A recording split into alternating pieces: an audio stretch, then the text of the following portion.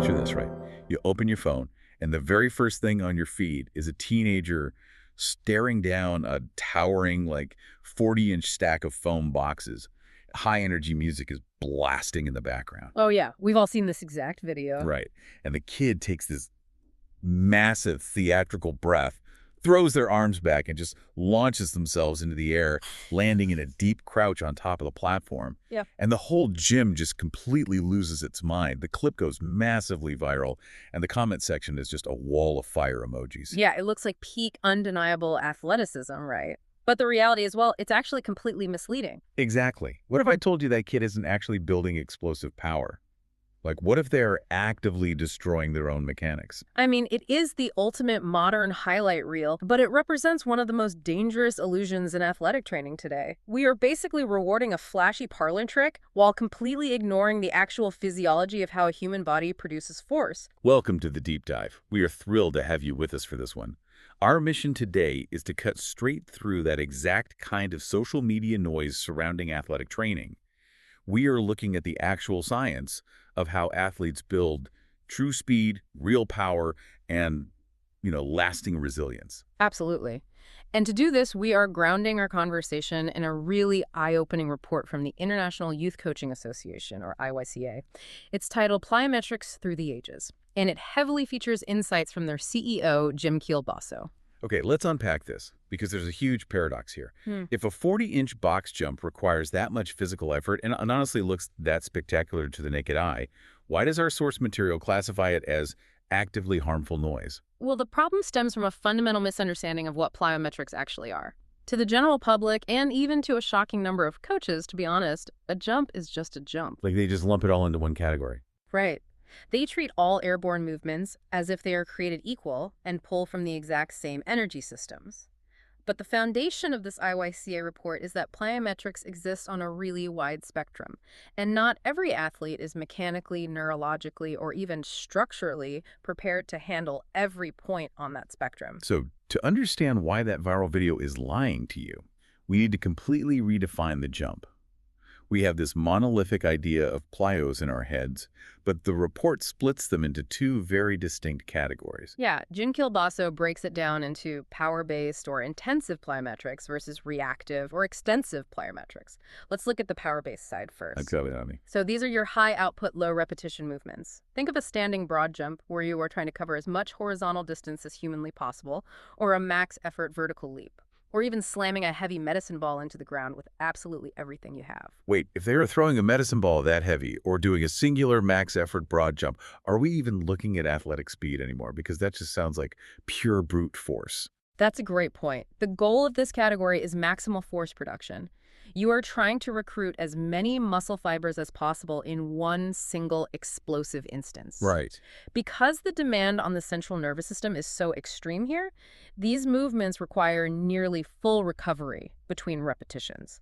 Like, if you are doing them while you are out of breath, you are no longer training power. You are just practicing being exhausted. It's just getting tired for the sake of getting tired. Exactly. It is a very strict application of quality over quantity. I always try to visualize these concepts to make them stick for you listening.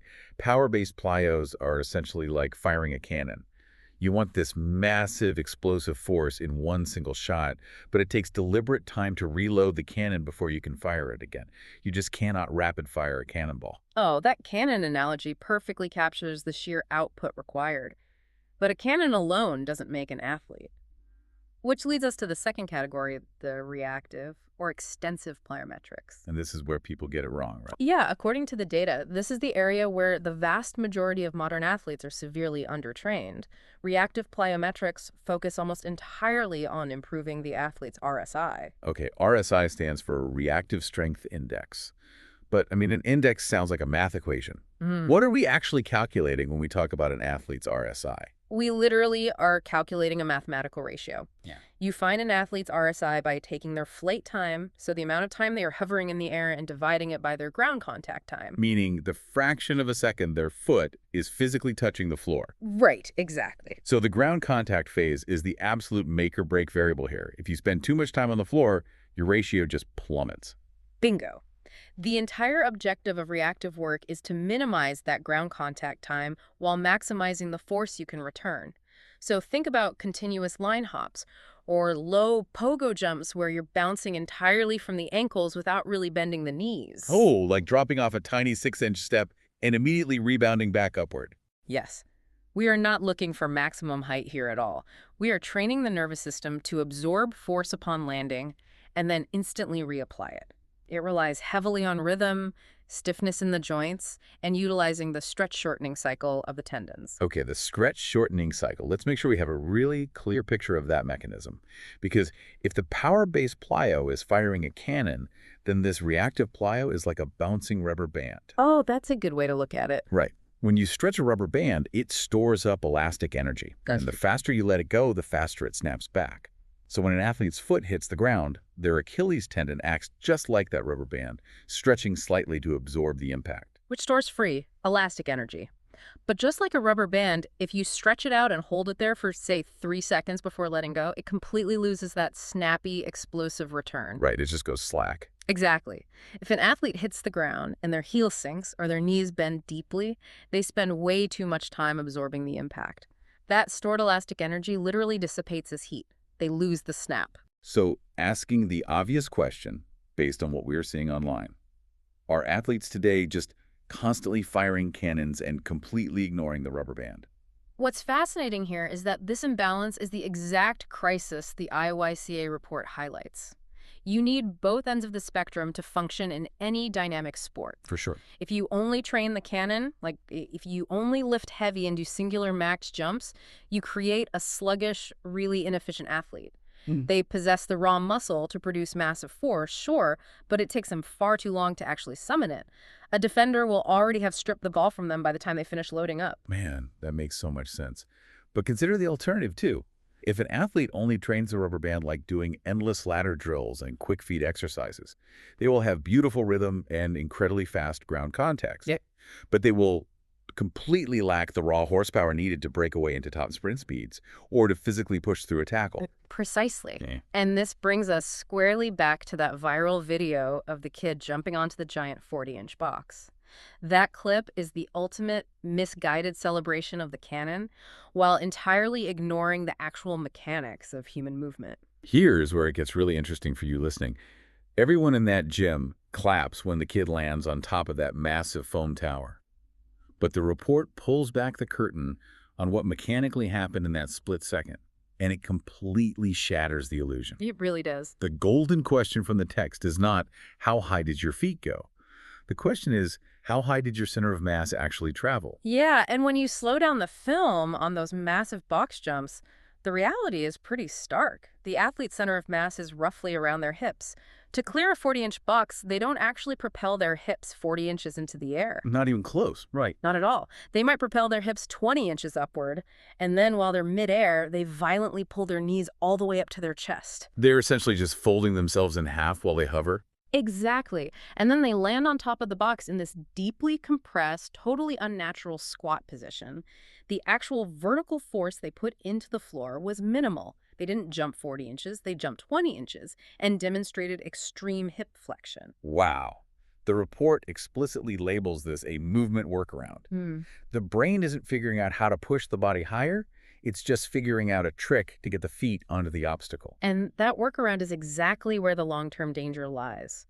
True athletic movement, whether you are sprinting down a track or jumping for a rebound, requires triple extension.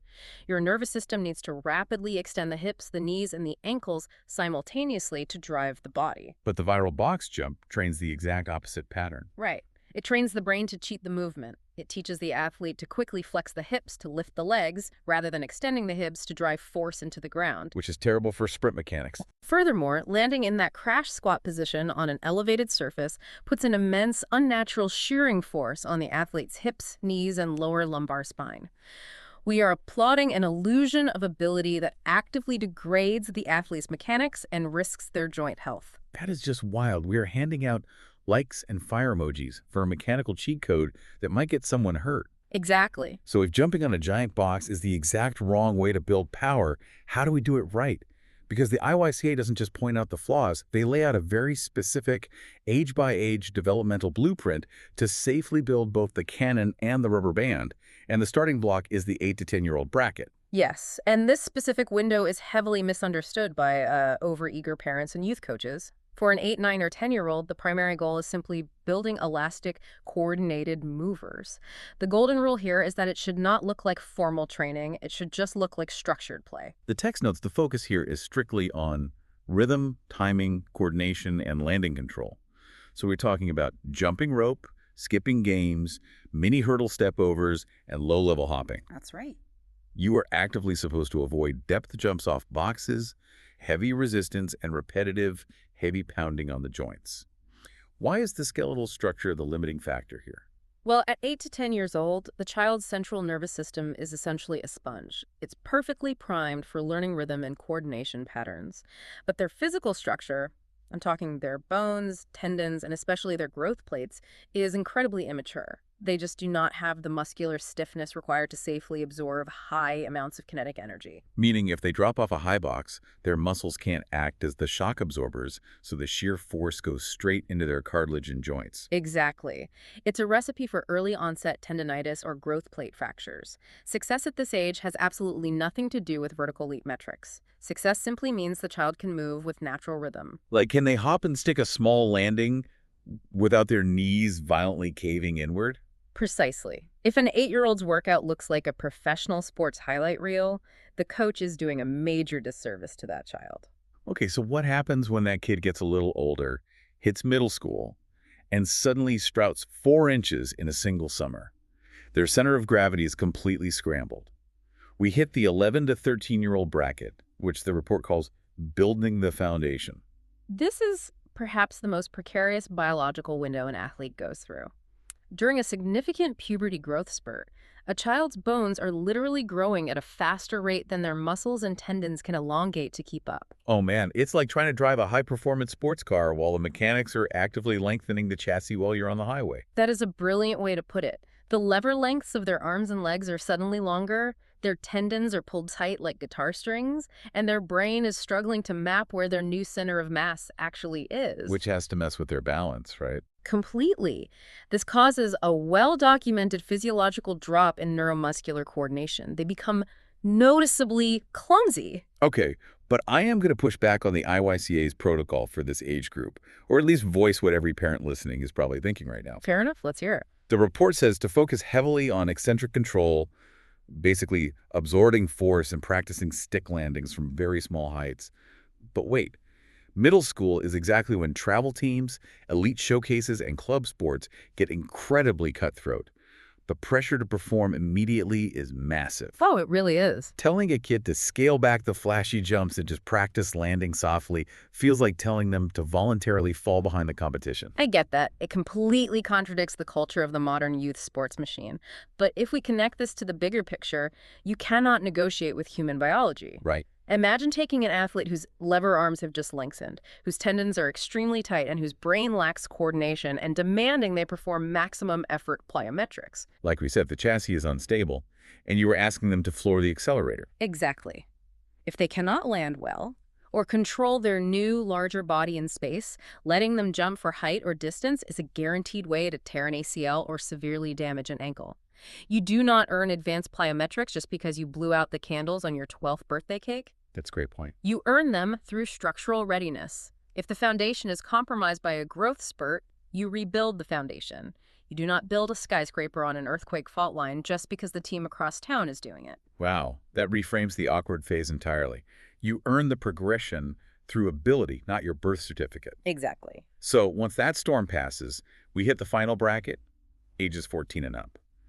The text says, this is where you can finally train with true athletic purpose.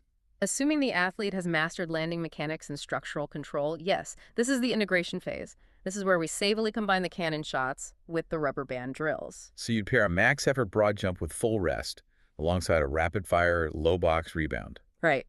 The athlete shifts from just learning how to map their body in space to applying force quickly and efficiently.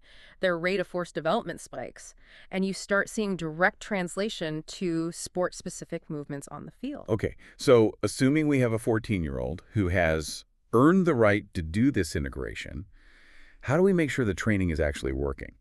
The report makes a very sharp distinction here. Just standing on a turf field with a whistle and telling an athlete to jump higher is not coaching. There's a rigid science to coaching the ground. And this is crucial. The text highlights 3 absolute rules for application. The first rule is that intent drives adaptation. If you want a specific biological result, the intent of the movement must be perfect. Break down the physical mechanism there. What does intent actually change in the body? Well, it dictates the signals your nervous system sends. If you are training the cannon pure power, your mental intent must be 100% maximal effort followed by absolute rest. Right. If you give 80% effort, or you only rest for 15 seconds and jump while you are breathing heavily, your intent has shifted. Your body is no longer building explosive power, it is building muscular endurance. So you are basically telling your body to be slow and steady instead of fast and explosive. Conversely, if you are doing reactive work, the rubber band, your intent must be incredibly fast ground contacts. If you get lazy, let your heels sink, and spend too long on the turf between hops, you lose all the elastic energy in the Achilles tendon. You defeat the entire physiological purpose of the drill. Which flows perfectly into the second rule of coaching. Ground contact tells the truth. The IYCA says to stop watching how high the athlete's head gets and instead stare at their feet. Yes, the foot strike is your best diagnostic tool. When their foot hits the ground, is it quick and elastic? Or does it sound slow, heavy, and slapping? Oh, I've heard that slapping sound. Right. A heavy, slapping foot strike indicates the athlete lacks the necessary stiffness in their ankle complex to absorb and return the kinetic energy. They are essentially leaking energy right into the ground. Like bouncing a basketball that is only half inflated, it just hits the floor and dies. That energy leak means they are not prepared for that specific drill. Which brings us to the third and honestly most vital rule of all athletic training: quality over quantity without exception. Without exception. Without exception. The report is adamant that the moment an athlete's mechanics begin to break down, the workout is immediately over. Hold on, though. Isn't pushing through exhaustion how we build mental toughness?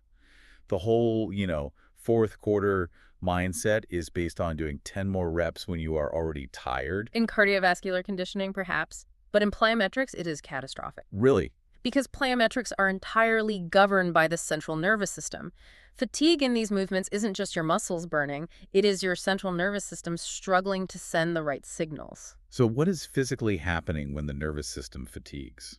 The electrical signals traveling from the brain down the spinal cord to the muscles begin to arrive a fraction of a millisecond too late.